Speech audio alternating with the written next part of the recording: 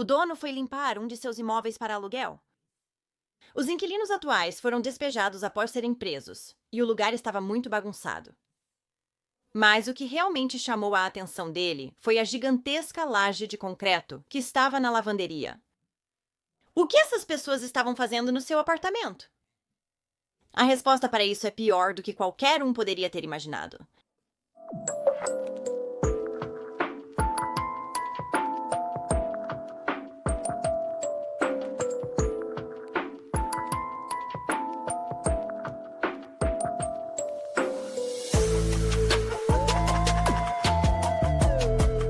Bem-vindo ou bem-vindo de volta.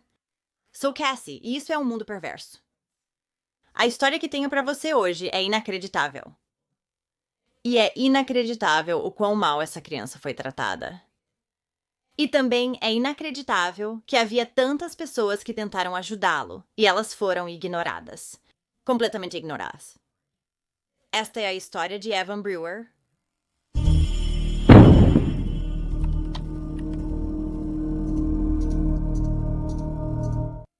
Evan Brewer nasceu em 6 de março de 2014, filho de Miranda Miller e Carlo Brewer. Ele era um menino muito feliz e bobo que adorava fazer as pessoas rirem. Ele também amava as tartarugas ninja e o Batman. Evan adorava brincar com seus meio-irmãos. Na época do seu nascimento, a mãe e o pai de Evan já não estavam mais em um relacionamento, e durante seus primeiros anos de vida, o pai de Evan teve pouco contato com ele, mas então ele começou a passar mais tempo com o menino no final de 2016, início de 2017. Agora, Miranda era uma mãe cuidadosa e atenciosa no início, e então ela começou a usar metanfetamina pesadamente. Ela também, por volta da mesma época, conheceu um homem chamado Stephen Bodine. Stephen também usava metanfetamina. E ele tinha um temperamento muito violento, especialmente quando estava usando, o que era praticamente o tempo todo. Ele também era um cara que tinha um histórico de ser abusivo com as mulheres. Miranda e Stephen se juntaram em outubro de 2016. E, incrivelmente, logo depois que começaram a namorar, Stephen se mudou para a casa de Miranda e Evan em Wichita.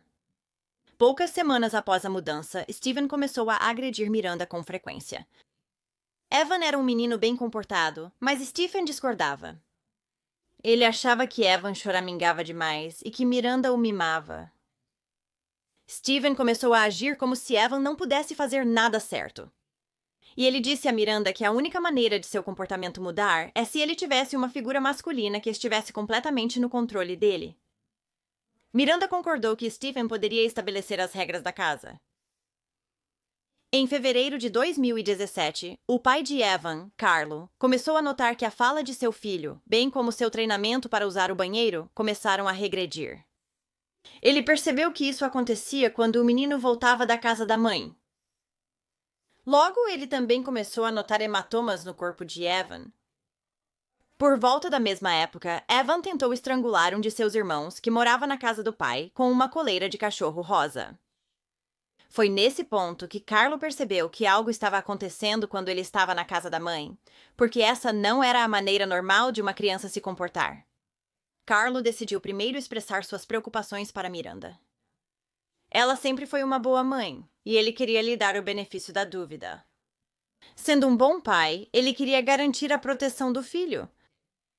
Então ele perguntou a Miranda se talvez Stephen tivesse algo a ver com os hematomas com os quais Evan vinha chegando em casa. A resposta dela foi que Carlo não poderia mais ver Evan, até que ela e Stephen decidissem que ele poderia. Ela também pediu que ele parasse de contatá-la e informou que em breve mudaria o sobrenome de Evan. Então, como Miranda havia dito para ele não contatá-la, Carlo, o pai de Evan, decidiu que iria enviar uma mensagem de texto para Stephen na tentativa de ver seu filho. Infelizmente, isso falhou. Então, a disciplina de Stephen começou na casa de Miranda, e ele achou apropriado que uma criança de 3 anos conquistasse tudo em sua vida, incluindo roupas, comida e brinquedos. Evan precisava conquistar essas coisas agora. Não eram algo que os pais deveriam dar só porque o trouxeram ao mundo. A disciplina de Stephen também envolvia mandar Evan para o seu quarto e fazê-lo ficar de pé com os braços atrás das costas por horas a fio. E se o menino se mexesse, ele apanharia. E então, se ele não pedisse desculpas por se mexer, ele seria socado, chutado ou jogado pelo quarto. Steven não permitia que Evan saísse, provavelmente para que as pessoas não percebessem o abuso que ele estava sofrendo. Miranda disse que também parou de falar com qualquer família e amigos porque tinha medo que Stephen ficasse bravo. Ele era extremamente possessivo e controlador com ela e queria ser a única pessoa em sua vida, e isso fica muito evidente mais tarde. A única pessoa. Stephen também instalou câmeras de vigilância na casa da família porque queria ter certeza de que quando Evan estava sendo disciplinado, ele não se movia. E então, Stephen não precisava estar lá desperdiçando seu precioso tempo fazendo isso pessoalmente e se certificando com seus próprios olhos, então ele instalou câmeras. Ele também instalou câmeras externas para garantir que ninguém entrava e saía da casa quando ele não estava em casa para Miranda. Ele suspeitava de traição por parte dela. Carlo ainda tentava contatar Miranda e Stephen. Ele queria desesperadamente ver seu filho, mas não estava chegando a lugar nenhum. Então, nesse ponto, ele decidiu que precisava envolver uma autoridade superior. Ele entrou em contato com os serviços sociais e com a polícia, e quando qualquer um deles tentou ir à casa para fazer uma verificação de bem-estar, eles não conseguiram entrar em contato com ninguém que morava lá. Eles disseram várias vezes que foram, verificaram, e ninguém atendeu a porta. Miranda e Stephen também deixaram de comparecer às audiências judiciais. Em 14 de março de 2017, Carlo compareceu a uma audiência de pensão alimentícia. Ele havia sido previamente ordenado a pagar $170 por mês para seu filho. A advogada de Carlo, Sheila Johnston, argumentou que seu cliente não deveria pagar a pensão alimentícia, dizendo que Stephen Bodine estava controlando as idas e vindas de Miranda e da criança. Agora, Carlo não tinha problema em pagar a pensão alimentícia se soubesse que estava indo para as necessidades de Evan, mas também suspeitava que estava indo diretamente para o vício de Miranda e Stephen. Mas o tribunal disse que era uma questão de pensão alimentícia, não uma questão de guarda. Então, o juiz disse que não poderia decidir sobre nada além do que estava diante dele, que era uma simples moção de pensão alimentícia. Ele incentivou Carlo a entrar em contato com a polícia de Wichita, bem como o Departamento de Crianças e Famílias do Kansas. E claro, isso é algo que Carlo já havia feito. Mas, após inúmeras tentativas, ainda ninguém conseguiu alcançar Miranda. Carlo não desistiria facilmente. Ele queria ter certeza de que seu filho estava seguro e com ele.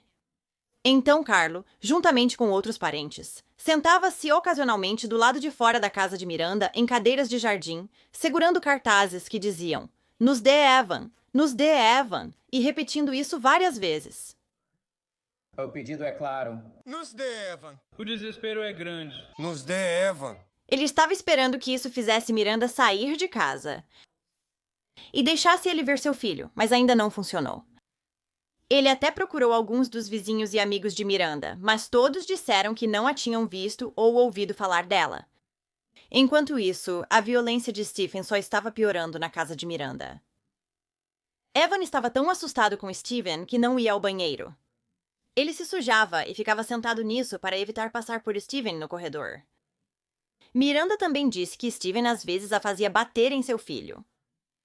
Ela admitiu ter feito isso algumas vezes, dizendo que causava menos danos que Stephen.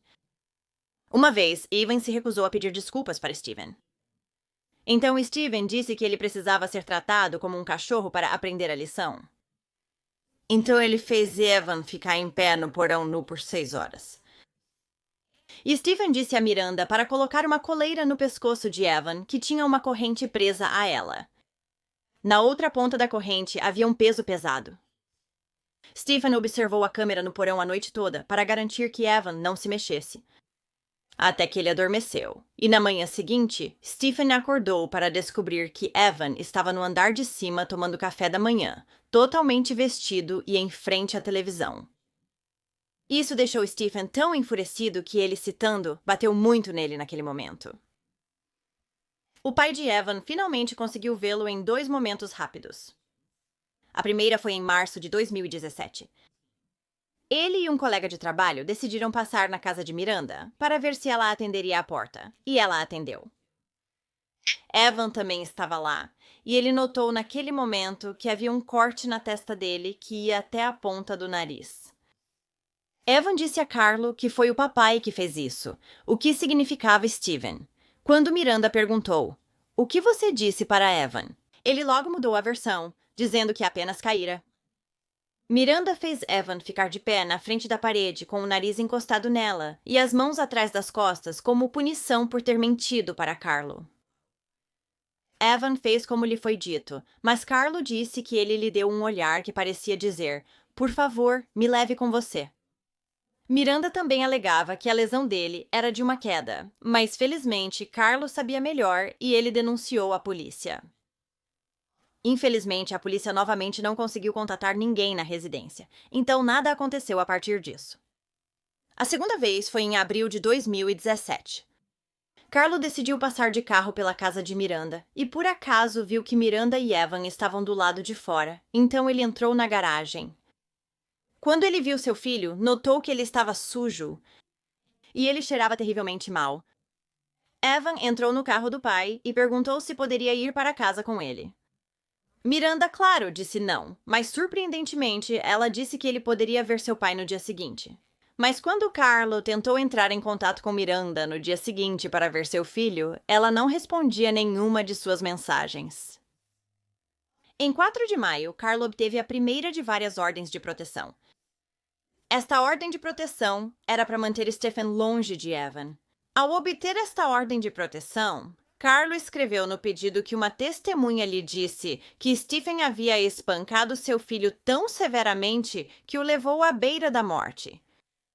Ele também observou, no pedido, que o Departamento de Crianças e Famílias havia sido notificado várias vezes, a partir de 2016, sobre o abuso que Evan estava sofrendo. Porém, até que a ordem de proteção fosse cumprida, a polícia não poderia liderar a investigação. Agora, normalmente, o Departamento de Crianças e Famílias é quem lida com esse tipo de caso até que uma ordem de proteção seja cumprida. Após Carlo registrar a ordem de proteção, a polícia tentava remover Evan da custódia materna. Mas, novamente, toda vez que eles iam à residência, ninguém respondia, não conseguiam contato algum. Você poderia pensar que a essa altura eles poderiam fazer mais, como arrombar sua porta se você não responder, já que sabem que você está ali. Entregue-nos a criança. Eu queria mais. Em 6 de julho de 2017, Carlo obteve uma ordem do Tribunal Distrital que lhe concedeu a guarda legal exclusiva de Evan. Mas ainda assim, mesmo após inúmeras tentativas de obter fisicamente o menino, ele não conseguiu. Vizinhos relataram que não viam Miranda ou Evan há mais de um mês. E depois de descobrir que Miranda e Evan poderiam realmente estar em Oklahoma ou Texas, a polícia iniciou uma investigação de criança desaparecida. Em 11 de agosto de 2017, Carlo e sua esposa dirigiram pela casa de Miranda para tentar ver seu filho novamente. Mas desta vez, Stephen saiu da casa com um machado levantado sobre a cabeça, gritando com Carlo. Ele então pegou o machado e furou um dos pneus de Carlo.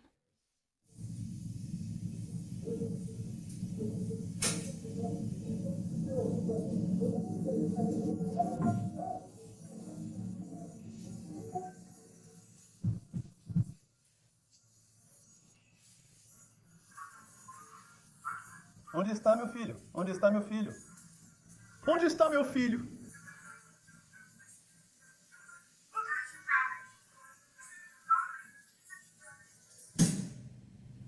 Ligue para o 911. Carlo relatou o incidente à polícia, e um mandado foi emitido para prender Stephen. Também foi determinado que Miranda não se mudou para outro estado, e ela estava ativamente evitando as tentativas da polícia de encontrá-la. Autoridades a acusaram de interferir na guarda dos pais e emitiram um mandado de prisão contra ela. No dia 30 de agosto, Miranda e Stephen foram presos em Wichita. Evan não estava com eles. A polícia realizou várias buscas nos próximos 2 dias na casa de Miranda, procurando por Evan. Mas eles não conseguiram encontrá-lo. 3 dias após suas prisões, em 2 de setembro, o proprietário de Miranda fez uma ligação para a polícia. Ao trabalhar na área de serviço nos fundos da casa, ele tentou mover um tapete de uma plataforma coberta com caixas de ferramentas empilhadas. A plataforma era, na verdade, um grande bloco de concreto com uma estrutura inferior de madeira e rodízios. O proprietário comprou um martelo de demolição e voltou à propriedade. Ele estava com medo de que Evan pudesse estar lá dentro. Ele começou a desbastar o bloco e notou um cheiro terrível emanando dele. Foi neste momento que ele percebeu que provavelmente era Evan, e ele contatou a polícia. Steven inicialmente disse aos investigadores que não sabia onde Miranda mantinha Evan, mas tinha certeza de que ele estava bem cuidado. Quando a polícia também perguntou a ele se Evan estava no bloco de concreto, sua resposta 2 vezes para os investigadores foi: "Você não pensaria assim." Mas foi descoberto que o corpo de Evan estava de fato dentro da estrutura de concreto. Ele estava envolvido em várias camadas de roupa de cama de tartaruga ninja, toalhas, roupas e fita adesiva. Na autópsia de Evan, o médico legista notou possíveis sinais de lesão por força contundente na cabeça, olho e ouvido. Mas devido à decomposição do seu corpo, o médico legista não conseguiu determinar a causa, maneira ou hora da morte. Stephen já havia sido acusado de agressão agravada e dano criminal à propriedade por ameaçar Carlo com um machado, além de cortar o pneu dele com ele. Neste momento, ele também foi acusado de 2 contas de homicídio doloso, 2 contas de sequestro agravado, uma conta de abuso de criança e uma conta de colocar em risco agravado a criança. Os 2 casos criminais de Stephen seriam julgados juntos. Agora, geralmente se via que Miranda e Stephen tinham responsabilidade igual na morte de Evan. Ela também teria seu julgamento combinado com o de Stephen, já que a acusação seguiria com uma teoria de cumplicidade. Mas, para reduzir suas acusações de homicídio em 2º grau, sequestro agravado, abuso infantil e perigo agravado a uma criança, Miranda concordou em testemunhar como testemunha para a acusação em seu caso contra Stephen. O julgamento deles ocorreu em dezembro de 2018. Miranda então relatou ao tribunal o que ocorreu com Evan em seus dias finais. Ela diz que acredita que ele morreu em algum momento entre 18 e 22 de maio de 2017, mas ela não se lembra da data exata porque estava em uma névoa induzida por drogas na maior parte do tempo. Miranda afirmou que, 2 a 3 dias antes de falecer, Evan seguia vomitando e não conseguia reter alimentos no estômago. Ela disse que ele tinha Benadryl no sistema dele, e ela também acreditava que Stephen tinha alimentado ele com grandes quantidades de sal, o que estava lentamente o envenenando. Então, numa noite enquanto ele estava doente, Stephen não permitiu que o menino dormisse. Ele o forçou a ficar de pé em um canto perto da porta da frente, com os braços atrás das costas, e disse para ele não se mover. Evan ficou lá por algumas horas antes de desmaiar. Stephen gritou para ele se levantar, mas o pobre menino estava tão exausto, doente e fraco que simplesmente não conseguiu. Miranda diz que levou Evan para o banheiro, onde ele continuou a gritar. Quando Miranda gritou para Stephen que algo estava seriamente errado, ele a empurrou para o lado e para fora do banheiro, batendo a porta. Ele ficou sozinho com Evan por cerca de 2 a 5 minutos antes da porta reabrir. Stephen saiu do banheiro segurando Evan, seu cabelo estava molhado, seu corpo mole, e ele não estava respirando. Miranda afirma que tentou a reanimação cardiopulmonar por 45 minutos. Ela também disse que Stephen lhe disse que ela não poderia contatar ninguém sobre isso. Ela então diz que adormeceu segurando o corpo de Evan em seus braços, mas quando acordou mais tarde, ele havia desaparecido, e ela nunca mais o viu depois disso. Stephen disse a ela que alguns amigos haviam levado Evan porque eles não podiam mais cuidar dele, mas Miranda acreditava que o corpo dele provavelmente estava no porão. Poucos dias após a morte de Evan, Stephen construiu o túmulo de concreto encontrado na lavanderia. Miranda admitiu ter comprado os materiais para isso, mas diz que nunca o ajudou a construí-lo. Após a morte de Evan, Miranda disse que se escondia debaixo das escadas no porão sempre que alguém vinha procurá-la. Stephen estava dizendo às pessoas que ela havia se mudado para o Texas, ou Oklahoma, e que Evan havia sido adotado. Miranda também testemunhou sobre o abuso que Stephen havia infligido a ela. Ela disse que havia engravidado dele, mas sofreu um aborto em janeiro ou fevereiro de 2017. Ela diz que acredita que este aborto aconteceu porque Stephen a arrastou pela casa e a socou no estômago várias vezes. Miranda também disse que Stephen controlava seu telefone, dinheiro e comportamento. Ela disse que ele era fisicamente, mentalmente e emocionalmente abusivo com ela e também com Evan. Ela contou ao juiz que tentou sair e buscar ajuda para ela e Evan mais de uma vez. Ela admitiu que a morte de Evan foi por causa de seu vício em drogas e seu relacionamento abusivo com Stephen. Miranda disse que o motivo de ela ter ficado com Stephen era porque ele era seu melhor amigo e ela o considerava um marido. Esse é o pior melhor amigo que eu já ouvi falar. Nunca. Dentre as evidências apresentadas no julgamento estavam inúmeras fotos e imagens de vigilância por vídeo das câmeras da casa, muitas das quais mostram Evan sendo abusado ou negligenciado. E quando eu digo numerosas, havia cerca de 16.000 fotos e vídeos. Também houve depoimentos de várias testemunhas sobre o histórico de Stephen de abusar de suas ex-namoradas, bem como de seus outros filhos. Uma das filhas de Stephen, Samantha Johnson, falou sobre o abuso que sofreu nas mãos de Stephen. Uma vez, ela disse que ele a fez comer uma lata inteira de feijão preto frio, e quando ela vomitou, ele a fez continuar comendo. Ela usava camisas de manga comprida para esconder os hematomas quando ia à escola. Stephen também quase afogou sua filha em uma banheira, e ela diz que acordou com ele fazendo reanimação cardiopulmonar nela. Quando o júri voltou com o veredicto, eles consideraram Miranda e Stephen culpados de todas as acusações. Antes das sentenças serem proferidas, alguns parentes de Evan falaram. Sua tia Cheryl pediu ao juiz a pena máxima, dizendo que a morte de Evan poderia ter sido evitada se Miranda tivesse apenas aceitado uma das várias ofertas da família Brewer para ajudá-la e a Evan. Ela afirmou que Miranda poderia ter entregue Evan a um familiar, mas não o fez. Carlo, o pai de Evan, falou por último. Ele disse que lutou para tentar pegar seu filho e sempre se confortou em saber que seus filhos se sentiam seguros com ele. Ele disse que conforme o processo de encontrar Evan continuava, ele começou a mudar a imagem em sua mente de como seria quando eles se reunissem novamente. A princípio, ele pensou que Evan viria correndo até ele e lhe daria um grande abraço, mas eventualmente ele começou a perceber que se alguém visse Evan, precisava pegá-lo e levá-lo imediatamente a um hospital. Antes de sua sentença, Miranda chorou em tribunal e fez uma declaração ao juiz e à família de Evan. Ela disse que deveria ter chamado a polícia quando o abuso começou. Essas são as escolhas e decisões com as quais devo conviver. No final, Evan é meu filho e minha responsabilidade.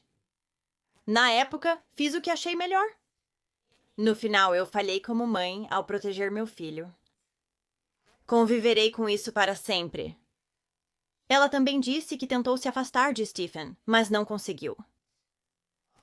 E o advogado dela tentou argumentar por uma sentença mais leve, dizendo que ela também era vítima de violência doméstica.